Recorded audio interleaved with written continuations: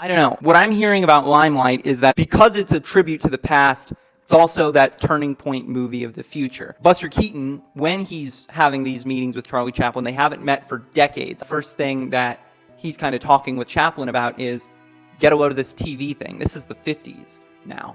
Buster Keaton's like, do you watch TV, Charlie Chaplin? And Chaplin is like, I'm fully against it. It degrades cinema and the motion picture art form. Television is bad. Charlie Chaplin asks Keaton, how do you stay so young and fit? You look really good for being like a similar age to me.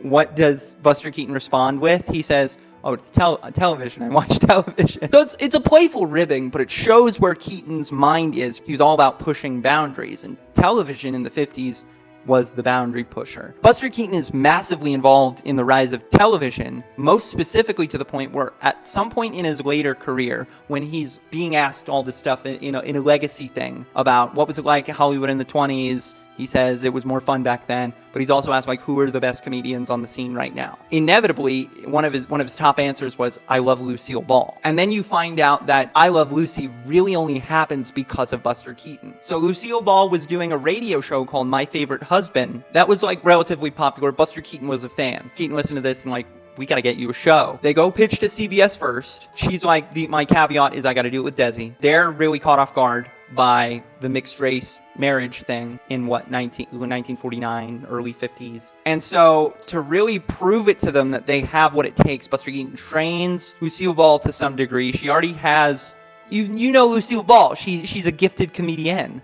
But with the help of Buster Keaton, they make this pretty experimental pilot for what is essentially I Love Lucy, all the basic bare bones of I Love Lucy. CBS kind of loves it, and then they pick it up to a series, and then, obviously it goes on to do 180 episodes and becomes the greatest sitcom of all time. And I'm not going to chalk it up to just Buster Keaton, because that would be underselling the talent and ability of Lucy and Desi and everyone who worked on that show. But Buster Keaton was a huge pusher in that momentum to getting I Love Lucy on the air, which is kind of spectacular. Modern filmmaking and modern media in all sense of the words, Salvador Dali would hail Buster Keaton. It's the sort of thing where he had his foot in everything, to the point where I think he creates this comedic ripple throughout time and all eternity to where I say that Buster Keaton is cinema, but cinema has now become Buster Keaton.